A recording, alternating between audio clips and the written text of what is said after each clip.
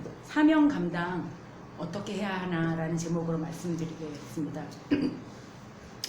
사명이라는 게 무엇일까요? 사명은 무엇일까요? 사명은 아까 우리 찬양에도 있었지만 주님이 우리한테 부탁하신 거예요. 하나님이 우리한테 부탁한 일이 사명이에요. 사람을 세우는 거, 사람을 살리는 거. 하나님께서 우리에게 부탁하신 일 첫 번째는 아마 이걸 거예요. 얘들아, 나를 믿어라. 나를 믿고 성령 충만해갖고 성령과 동행하는, 하나님과 동행하는 삶을 이 땅에서 천국을 살아라. 그걸 거예요. 그리고 나서 또 사명은 우리에게 예배를 잘 드리는 것도 우리의 사명인가 있을 수 있고, 또 어떤 사람을 우리가 세우는 것. 우리가 이 세상을 살다 보면 막 무거운 짐 같은 게 있어요. 아주 안 하고 싶고 힘든 일인데 극복해야 되는 그런 문제들도 있을 수 있어요. 하나님이 우리에게 부탁하신 일, 그것이 무엇일까요? 그 일이 무겁고 힘들어갖고 내팽개치고 싶고 안 하고 싶을 때도 있지만 하나님 봐서 우리가 하는 것들이 있단 말이에요.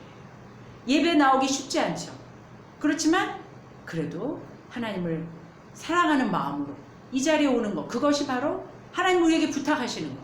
너희 예수 잘 믿고 나 기억하고 내 힘 가지고 살아. 너희 힘들게 너희 힘으로만 살지 말고 내가 주는 힘으로 살아. 나를 만나. 이렇게 말씀하시는 거예요. 그러니까 어떤 사람을 또 세우는 것도 사명일 수가 있어요. 여러분의 사명은 무엇일까요? 여러분의 사명은 무엇입니까? 하나님이 부탁하신 일이 무엇입니까?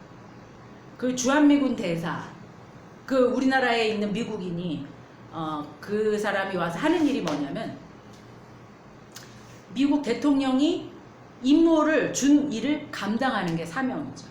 그것이 그 사람의 대사가 하는 일이에요. 우리는 이 나라, 이 땅에서 살고 있는 하나님의 심부름꾼이에요. 하나님의 도구예요. 하나님께서 원하시는 삶을 사는 것이 행복한 거예요. 오늘 하나님께서 여러분에게 부탁하신 일이 무엇인가 발견하는 시간이 됐으면 좋겠습니다. 여러분에게 얘야, 너 예배를 좀 잘 드려줄래? 이렇게 부탁하시는 분이 있고, 어떤 분한테는 야, 너 기도의 용사잖아. 좀 저 사람들을 위해서 기도를 좀 해줄래? 하고 부탁하신 사람도 있고, 어떤 사람은 야, 너 찬양 좀 많이 해줄래? 나 네가 찬양하는 게 너무 좋아. 이렇게 부탁하시는 분도 계시고, 어떤 분은 아이들을 좀, 애기들을 좀 돌봐주면 어떻겠니? 아이들 교육을 좀 맡아주면 어떻겠니? 청소년들을 좀 맡아주면 어떻겠니? 청년들을 좀 맡아주면 어떻겠니? 네 가족, 네 남편, 네 아내, 네 자식들, 너의 연인을 좀 부탁한다. 이런 분도 계실 거예요. 그 사명이 우리 마음판에 새겨지는 시간이 되기를 간절히 바랍니다. 오늘 베드로가 사명을 받는 장면이 나와요. 그런데 오늘 그 본문과 베드로가 사명을 언제 받았냐면, 사실은 제일 처음에 받았어요. 예수님을 만난 첫날 받았어요. 어떻게 했냐면, 베드로는 어부였거든. 그래갖고 어부를 고기를 잡고 있었는데 세상에 한 마리도 못 잡았었어요. 갈릴리 바다에서 물고기를 잡는데, 야, 자기 어부 인생에 정말 오늘이 진짜 낭패야 이러고 있는데 예수님이 오셔가지고 너희들 오른쪽에, 배 오른쪽에다가 그물을 던져라 라고 얘기를 하셨어요. 그래갖고 아니 당신이 누군데 그러시오? 우리가 어부 출신이고 우리가 잘 나가는 어부예요. 이 갈릴리 바다에서 우리가 유명한 어부예요.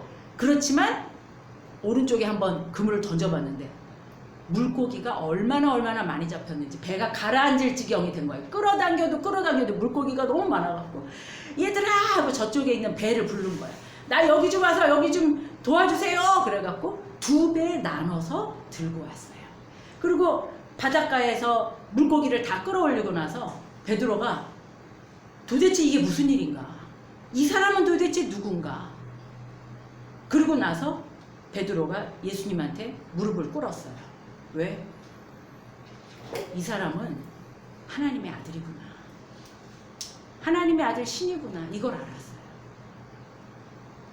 그래서 예수님이 베드로에게 그때 사명을 주셨죠. 베드로가 한 말이 뭐냐면, 예수님, 저는 죄인입니다. 당신을 보니까 이게 보통 일이 아닌데 제가 아무래도 나의 죄를 당신이 나 때문에 힘들어할 것 같으니까 내가 당신 앞에 무릎을 꿇겠습니다. 나는 죄인입니다. 나를 떠나가세요. 나는 너무나 더럽습니다. 하나님 앞에서 그런 느낌이 들었던 거예요. 너무 깜짝 놀랐던 거예요. 충격을 받은 거예요. 아, 이분은 정말 살아계신 하나님의 아들이구나. 신이구나. 그래서 베드로가 무릎을 꿇고 예수님한테 나를 떠나세요 라고 얘기한 거예요. 자기 죄가 막 너무 보여지는 거예요. 이 하나님 앞에서 자기 죄가 막 보여지니까 나를 떠나세요 라고 얘기했고, 예수님이 이제부터 너를 사람을 낚는 어부를 만들겠다. 장차 너를 개발하고 할 거다. 네 그 반석 위에, 너의 그 고백 위에 교회를 세울 거다 라고 얘기했어요. 베드로가 뭐라냐면 주는 그리스도시요 살아계신 하나님의 아들입니다 라고 얘기했거든요. 그때 사명을 받았어요. 그래서 그 후로 3년 동안 제자 생활을 한 거예요. 그런데 예수님이 십자가에 못 박혀 죽으시고 부활하시고 나서 이제 하늘로 올라가야 돼요. 제자들을 다 만나고 이제 하늘로 올라가기 전에 오늘 또 나타났는데, 어디에 나타났냐면 똑같은 상황, 갈릴리 바다에서 물고기를 잡는 베드로에게 나타났어요. 베드로는 이때 우울증에 빠져 있었어요. 아무것도 하고 싶지가 않았어요. 무기력에 빠져 있었어요. 허망했어요. 예수님은 이제 가버렸고 떠나가 버렸고 아무도 없고 자기는 헛된 짓을 3년을 한 것 같은 느낌이 들었어요. 이제 나는 다시 뭘 해야 되지? 내가 3년 동안 예수님을 그렇게 쫓아다녔는데 예수님은 이제 없어져 버렸고 무덤에서 사라져 버렸고 죽어버렸어. 이제 어떻게 하면 좋지? 배가 고파서, 그래, 나 배가 고프니까 돈 벌러 나가야 되겠다. 물고기를 잡으러 갔어요. 멍하게 물고기를 아무리 잡아도, 날이 새도록 잡아도 또 한 마리도 못 잡았던 거예요. 그 순간 예수님이 다시 나타나셔서, 베드로야, 오른쪽에 그물을 던져라. 3년 전에 똑같은 상황이에요. 근데 베드로는 기억했어요. 아, 이게 무슨 상황이지? 오른쪽에 그물을 던졌더니 물고기가, 지난주에 설교했죠, 몇 마리가 잡혔죠? 153마리가 잡혔어요. 모나미 볼펜에 보면 153이 써 있습니다. 그 모나미 볼펜은 지금도 팔잖아요. 아마 그 옛날부터 지금 옛날 분이나 지금 청년들도 아마 모나미 볼펜 알 거예요. 그 153이 무슨 의미냐? 물고기 153마리를 잡았다라는, 하나님의 아들이라는 그 신적인 고백을 그 사장이 거기다가 써가지고 내가 153마리의 그 기적을 하나님 믿습니다 라는 신앙 고백인 거예요, 그게. 그런데 오늘 똑같이 153마리의 엄청난 물고기를 다 쉬어봤더니 153마리를 건졌어요. 그때 누가 얘기했죠? 저 사람은 예수님이다. 그때 베드로가 뛰어갔어요. 3년 전에 자기가 처음 만났던 그 예수님이 생각이 났던 거예요. 우울증에서 벗어나서 눈이 띄었어요. 이제 무기력에서 벗어나서 이제 예수님한테 뛰어갔어요. 그런 장면이에요. 그때 예수님께서 이제 하늘로 올라가기 마지막 전에 베드로에게 찾아와서, 너 처음 만났던 그 사명 그거 다 잊어버렸잖아. 내가 너에게 사람을 낚는 어부가 되길 원했는데 너 다시 물고기 잡고 있는 어부가 됐구나. 베드로야, 깨닫게 하신 거예요. 다시 상기시킨 거예요. 첫 번째 주신 그 사명을 이제 하늘로 올라가기 전에 베드로한테 상기시켜주고 가야 되잖아요. 그래서 오늘 만나는 장면입니다. 베드로는 자기가 가야 될 자리를 잊어버리고 딴 길로 갔었어요. 하나님이 명령하신, 베드로야, 사람을 낚는 어부가 돼야 돼. 너는 그냥 어부가 아니야. 너는 예배자로 세웠어. 너는 찬양하는 사람으로 세웠어. 너는 내 아들로 세웠어. 그 자리를 벗어나가지고 다시 원래대로 간 거야. 비포로 간 거야. 예수님 예수님을 만나기 전으로 다시 가버린 거예요. 원상복귀를 해버린 거예요. 다시 헛된 삶을 살고 있는 거예요. 하나님이 여러분에게 부르신 그 삶, 그걸 꼭 지키시는 여러분 되기를 바랍니다. 다시 옛날로 돌아가지 마시고, 다시 과거로 돌아가지 마시고, 베드로처럼 다시 과거로 돌아가면 안 되고, 다시 예수님의 그 사명을, 기억을 똑바로 해가지고 정신을 차려서 무기력에 우울에 빠지지 말고 붙드시는 여러분 다 되기를 축복합니다. 아멘. 아멘. 그런데 한 가지, 이 사명을 감당하려면 먼저 점검해야 될 게 있어요. 그게 뭐냐면 하나님과의 관계예요. 하나님을 내가 정말 사랑하는지, 내가 사랑하는 그분이 정말 하나님인지, 그거를 점검을 해야 돼요. 예수님께서 그래서 오늘 베드로에게 말씀하십니다. 베드로가 막 뛰어가니까 예수님이 베드로야, 첫 번째 물어보셨어요. 너 나를 사랑하니? 라고 물어보셨어요. 근데 사랑에는 우리나라의 사랑에도 여러 가지가 있잖아요. 부모에 대한 사랑이 있고, 애인에 대한 남녀 간의 사랑이 있고, 그쵸? 또 친구 간의 사랑이 있고, 여러 가지 사랑이 있죠. 또 모든 사람을 인류로 사랑하는 사랑도 있죠. 근데 여기서 예수님께서 베드로야, 너 나 사랑하니? 라고 물어보신 거는 아가페적인 사랑이에요. 아가페라고 얘기하는 사랑이에요. 이건 뭐냐면은 하나님의 그런 무조건적인 사랑이에요. 우리 인간은 사실은 조건이 있어요. 조건적인 사랑이에요. 내가 너한테 밥 한 그릇 사는 이 사랑, 나 너한테 잘하니까 너도 나한테 잘해? 이런 게 좀 깔려 있어요. 내가 발렌타인데이 때, 화이트데이 때 너한테 선물 주니까 너 크리스마스 때 선물 줘? 이러는 게 좀 있어요. 안 주면 삐치는 게 있어요. 이거 뭐라 그래? 조건적인 사랑이에요. 조건적인. 인간은 그래요. 부부지간에도 그래요. 부부지간에도 조건이 좀 있어요. 그런데 아가페적 사랑은 무조건적인 사랑이에요. 무한대의 사랑, 무제한이 없는 사랑이에요. 하염없이 사랑해주고 사랑해주고 사랑해주는 게 하나님의 사랑이세요. 왜? 하나님은 창조주기 때문에, 우리를 만드신 분이기 때문에, 이 우주 만물을 창조하신 창조주가 우리를 사랑하는데 우리한테 돈 달라고 하고 또 뭘 해달라고 하시겠어요? 아니요. 그냥 딱 한 가지, 찬양하기를 원하시는 그거 한 가지 있으시죠. 근데 베드로 나 사랑하니? 그랬더니 베드로가 뭐라 그랬냐면 네 선생님 사랑합니다 이랬는데, 어떤 것으로 사랑하냐고 했냐면 필레오의 사랑으로 사랑한다고 대답했어요. 예수님은 야, 너 나 하나님으로 사랑하니? 근데 베드로는 뭐라 그랬냐면 인간 대 인간으로, 선생님으로 사랑합니다. 베드로야, 내가 하나님의 사랑으로 너를, 무조건적인 사랑으로 너를 사랑해. 너도 나를 그렇게 사랑하니? 나를 하나님으로 알고 나를 무조건적인 사랑하는 사람으로 너 알고 나를 사랑하니? 그랬더니 베드로가 아니요 선생님, 저는 선생님으로 사랑합니다. 하나님으로 사랑하지 않아요. 두 번째 물어봤어요. 넌 나를 하나님으로 사랑하니?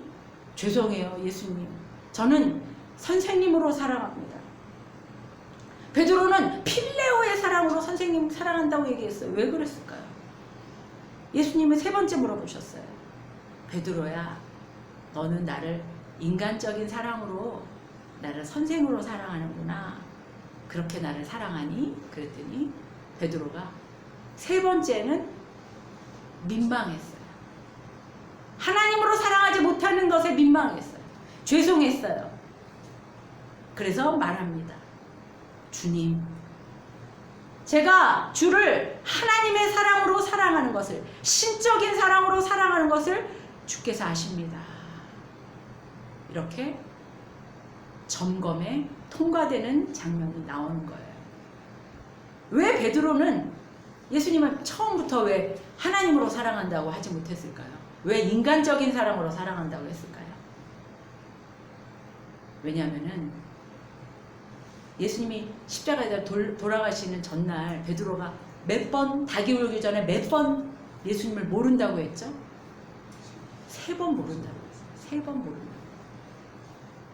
하나님이 아니라고, 하나님이 아니라고 그냥 인간으로 생각했다고 3번 얘기한 거야. 3번 모른다 모른다 모른다.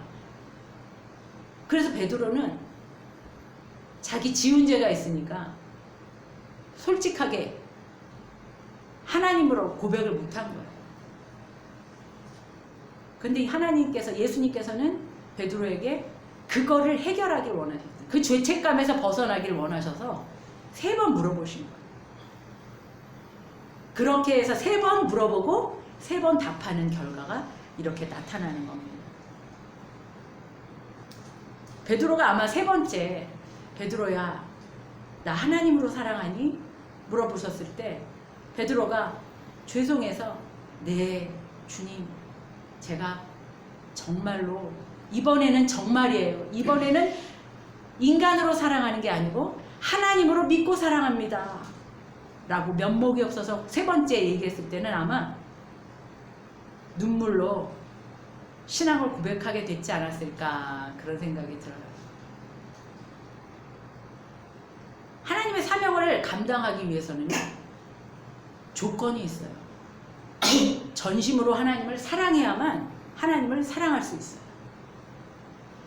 선교사님들이 이제 선교지에 가서 막 그 이슬람권에서 선교하는 선교사들은 목숨 걸고 해야 돼요. 만약에 발각이 되면 죽여요.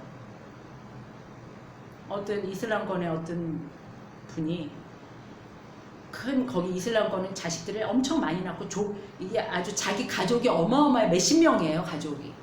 자식들을 하도 많이 낳기 때문에. 그래서 그 아버지가 이제 나이 많은 할아버지가 이슬람을 평생 믿었는데 자기가 이제 죽을 날이 됐으니까 걱정이 되는 거예요. 이슬람에서는 천국에 가기 위해서는 하루에 5번 절을 해야 되고, 그 다음에 돈을 나눠서 이웃을 나눠줘야 되고, 또 그 선교지 자기네들에게 메타라는 곳에 1년 몇 번을 가야 되고, 이런 것들이 몇 가지가 있어요. 그거를 자기가 완벽하게 지켰나? 나 정말 천국 갈 수 있을까? 라는 두려움이 있었던 거예요. 그런데 선교사님한테 복음을 들은 거예요. 예수를 믿으면 천국에 간다. 예수님이 너를 위해서 죽었는데 그걸 믿기만 하면 너는 구원을 받을 수 있고 하나님의 백성이 된다. 천국은 따놓은 당상이다. 하나님을 믿어라. 예수님을 믿어라. 그래서 복음을 믿게 됐어요. 그러고 나서 이 사람이 너무 기쁜 거예요. 하나님을 발견하고 예수님을 믿고 나서 성령 받고 이 기쁨이 충만하고 영적인 새 생명을 얻게 된 거예요. 거듭난 사람이 됐어요. 그러고 나니까 자기는 너무 행복해. 그런데 암살당했잖아요. 암살당했어요. 장례식에 선교사님이 가가지고 가족들 다 모여있는데 여러분, 당신의 아버지는 천국에 갔습니다. 염려하지 마세요.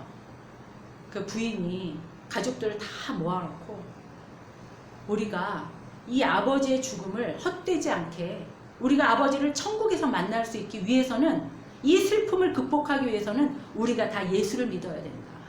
그래야지 우리가 다 천국에서 만날 수 있다. 이래서 온 가족이 다 예수를 믿었어요. 그 사람들이 예수를 믿는 거니 우리하고 틀려요. 암살될지 몰라요. 죽을지 몰라요.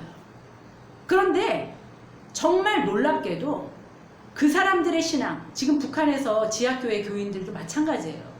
목숨 걸고 탈출하잖아요. 우리는 편하게 예수 믿으니까 이게 신앙이 뜨뜻미지근해. 근데 정말 절박하잖아요. 아무것도 없잖아요. 그러면 그 신앙이 엄청 뜨겁습니다. 그 기도가요, 불타는 기도가 되는 거예요. 북유럽이나 미국이나 잘 사는 나라들은요, 예수 잘 믿기 힘들어요. 세상 것이 너무 화려하고 좋아가지고 거기 취해가지고요, 간절함이 없어요. 그 선교사님들이 선교지에서 왜 예수를 믿냐? 하나님을 사랑하기 때문이에요. 예수님의 가장 큰 관심사는 우리의 뭐 돈이 많고 뭐 잘 살고 외모가 뛰어나고 학력이 높고 아무것도 소용없어요. 하나님께서 원하시는 거는 네가 나를 사랑하느냐. 베드로에게 물어보신 거예요. 제가 영어학원 하다가 문 닫고 망해가지고 하나님한테 삐쳐가지고 섭섭해서 기도했던 거 그때 말씀드렸죠? 와, 정말 하나님한테 너무너무 섭섭하니까요. 하나님 믿고 싶지가 않더라고요. 아주 내가 속은 것 같더라고요. 와, 하나님 계신 내가 그렇게 기도했는데 어떻게 내 학원을 망할 수 있게 망하게 하셨어. 내 학원이 그때 10명 모아놓고 문 닫았었는데 점점점 잘 돼가지고 막 해야 되는데 왜 이렇게 어려워 학원이. 무르듯이 하나님의 뜻은요, 물 흘러가듯이 편안해요. 근데 이건 억지로 하려고 그러는데 막 안 되고 막 너무 쥐어짜듯이 하니까 고통스러웠어요. 근데 하나님이 제가 삐쳐가지고 있는데 하나님이 저한테 말씀하셨어요. 제 마음에 눈을 감자마자 말씀하셨어요. 네가 나를 사랑하니?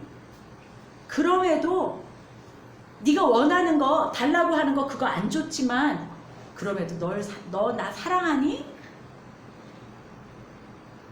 아, 정말 저는 너무너무 유치했었어요.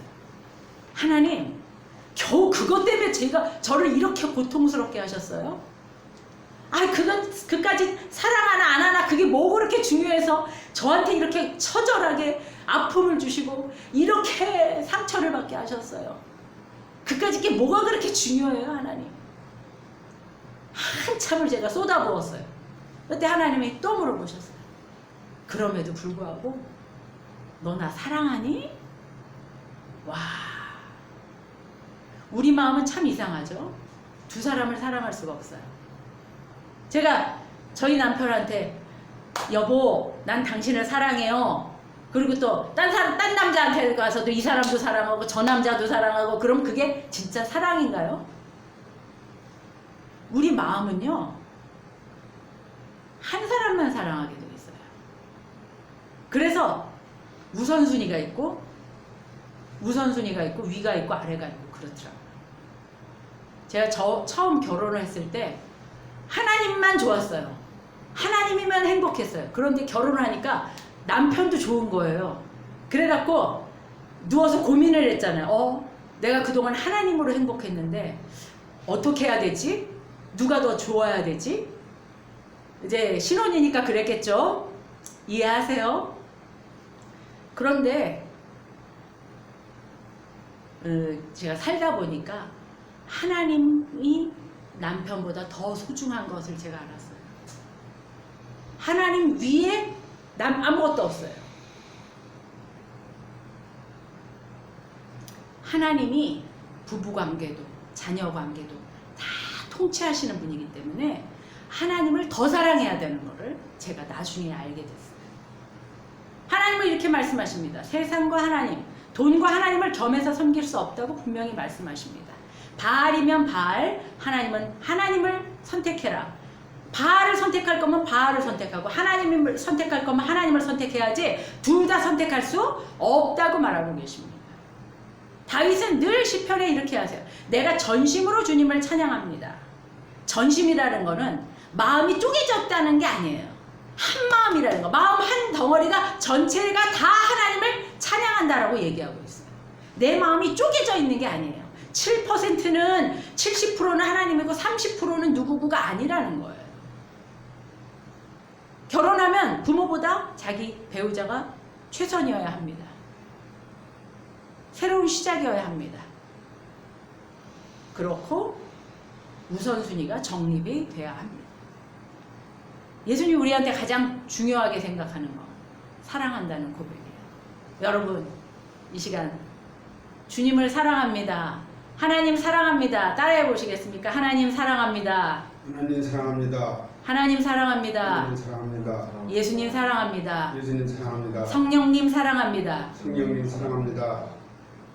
사랑의 고백을 늘 하시는 여러분 되시길 바랍니다. 그때 하나님께서 우리에게 주시는 것이 사명이에요. 내 양을 먹여라. 내 양을 쳐라. 사람을 낚는 어부라는 것은 무엇일까요? 절망에 빠진 사람한테 위로해 주는 거예요. 좌절한 사람, 외로운 사람에게 소망을 주는 거예요. 무질서에 사로잡혀가지고 막 술과 담배와 막 음란과 세상과 많은 욕심에 쩌들어 있는 그 사람한테 고통에서 건져주는 거. 감옥에 갇힌 것을 꺼내주는 거. 그것이 바로 구원이에요. 그것이 바로 사람을 낚는 거예요. 사람을 낚는 어부가 되려면 제일 먼저 내가 먼저 감옥에서 꺼내줘야 되지 않겠습니까? 내가 나를 살려야 돼요. 내가 나를 먼저 구원해야 돼요. 그래야지 구원이 돼요. 이렇게 보면요, 누구를 전도하려고 그러고 누구를 구원하려고 그러고 누구한테 뭐 좋은 거를 권해도 소용없어요. 내가 내 얼굴에 웃음꽃이 피고 내가 감사하는 삶이 생겨나고 내 삶이 편안하고 어딜 가든지 편안하고 자유로우면 사람들이 물어봐요. 너 무슨 일 있어? 대번에 알아요. 말하지 않아도 알아요. 그것이 사람을 낚는 어부입니다. 하나님을 사랑하는 사람, 하나님한테 고백을 드린 그 사람은 내가 구원받잖아요. 그러면 아무 말 안 해도 다른 사람들이 구원받게 돼 있어요. 내 한마디가 구원받게 돼 있어요. 여러분, 주는 그리스도시요 살아계신 하나님의 아들이심을 믿으시기 바랍니다. 인간의 방법으로는 할 수 없어요. 은혜로만 가능해요. 은혜로. 은혜는요, 뭐냐면 로션이에요. 로션. 우리가 세수하고 나서 아무것도 안 바르면 얼굴이 막 건조해지잖아요. 손에 아무것도 안 바르면 건조해지죠. 그런데 거기에 로션을 촉촉하게 바르면 어때요? 이 피부가 코팅이 돼가지고 갈라지지 않아요. 트지 않아요. 아프지 않아요. 그것과 마찬가지로 하나님의 은혜가 우리 안에 있으면 우리의 아픔이, 우리의 상처들이 코팅이 돼가지고 아프질 않아요.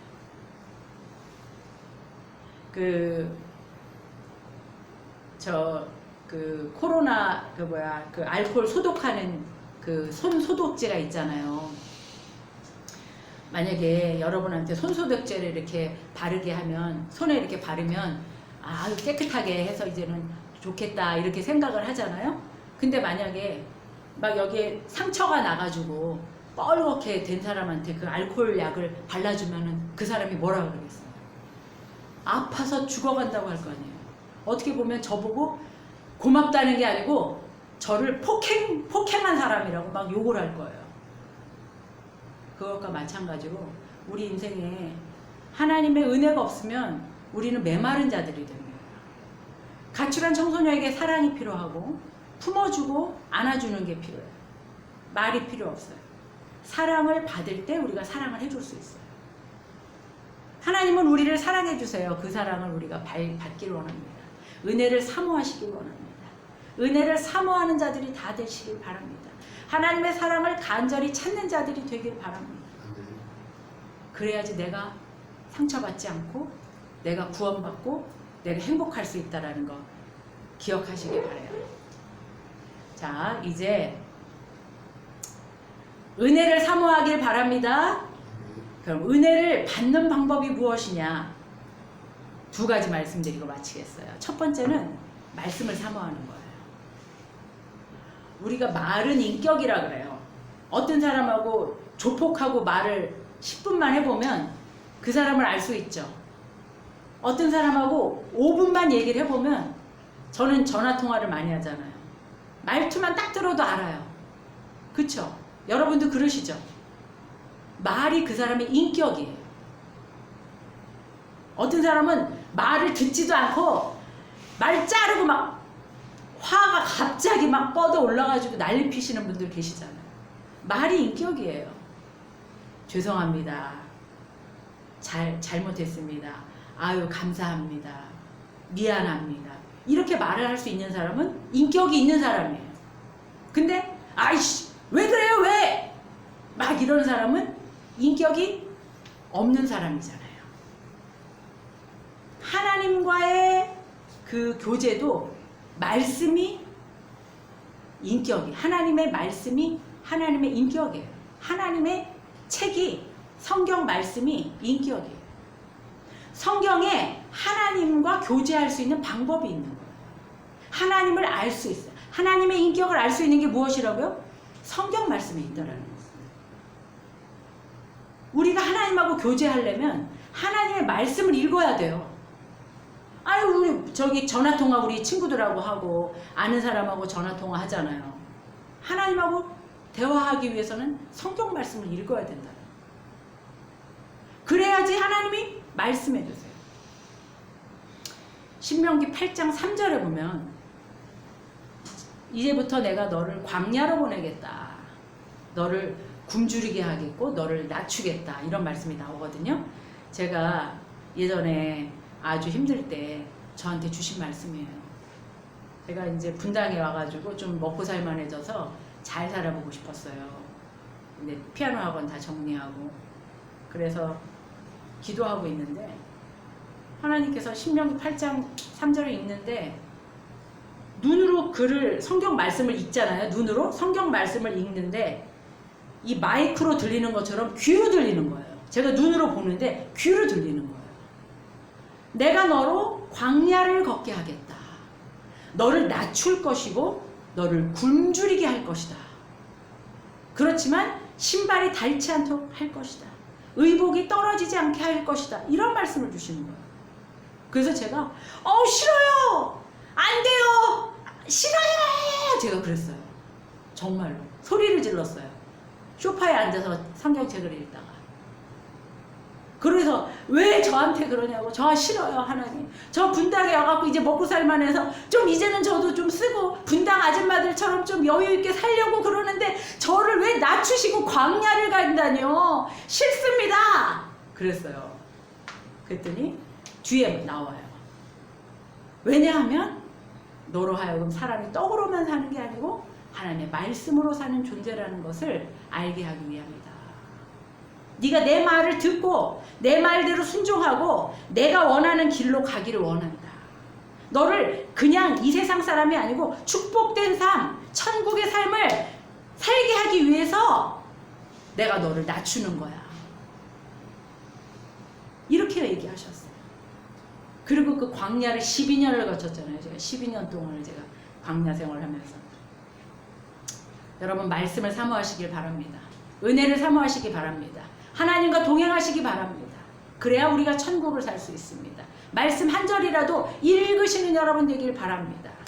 하나님 말씀을 듣고 순종할 때 우리 안에 울림을 주시고 말씀을 주시는 거예요. 그것이 살아있는 하나님의 방법이에요. 불교, 다른 종교? 아니요. 살아계신 하나님은 말씀을 통해서 우리에게 말씀하세요. 무당 굿해서 무당을 통해서 듣지 마세요. 점쳐서 듣지 마세요. 말씀을 통해서 나에게 말씀하실 때 가장 정확해요. 그 경험한 사람들은 말씀으로 나한테 말씀하셨다는 걸 경험을 통해서 알아요. 그게 뭔지 알아요. 성경 말씀을 읽다가 그 말씀이 나한테 주는 말씀이란 거를 깨달을 때가 있어요. 그걸 한 번씩 경험을 한 번씩 해보셔야 돼요. 그게 뼈가 되고 살이 되는 말씀이에요. 그걸 한 번씩 경험해 보시길 바랍니다. 그리고 두 번째는 말씀을 사모하는 것 말고 또 하나 거룩이에요.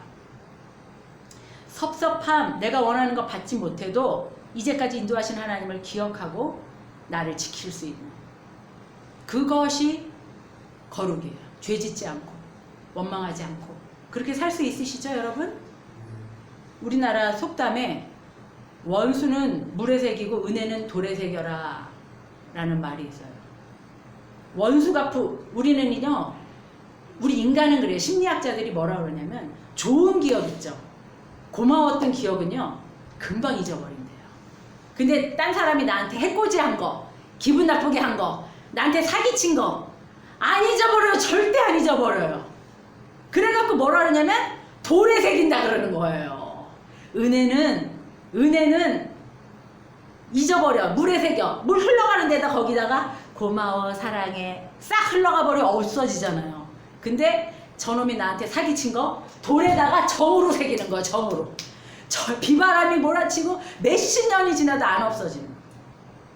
그래서 우리는 원수는 물에다 새겨야 되고 은혜는 돌에다 새겨요. 아이 하나님의 은혜가 이만큼이에요. 그런데 요만한 섭섭한 거 나타나면 바로 비쳐요. 바로 잊어버려요. 하나님의 은혜를 돌에 새기는 여러분 되기를 간절히 축복합니다. 아멘. 섭섭할 때 그 돌을 쳐다보시고 믿음 떠나지 않는 여러분 다 되시길 간절히 축원합니다.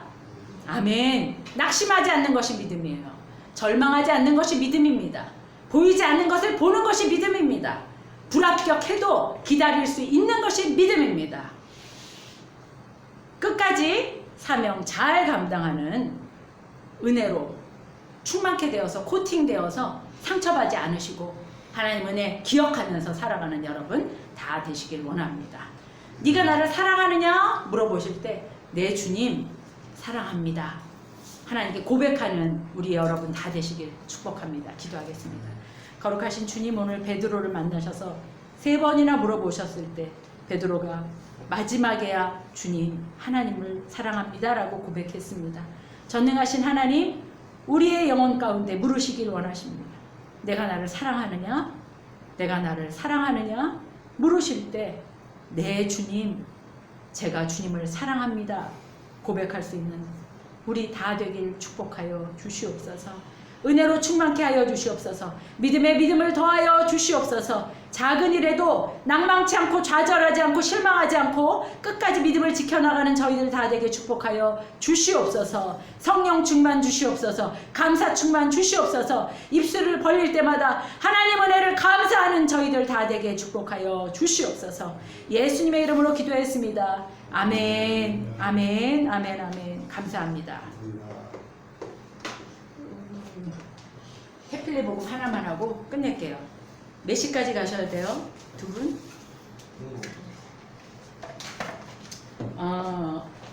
지난주에 해서 우리가 55페이지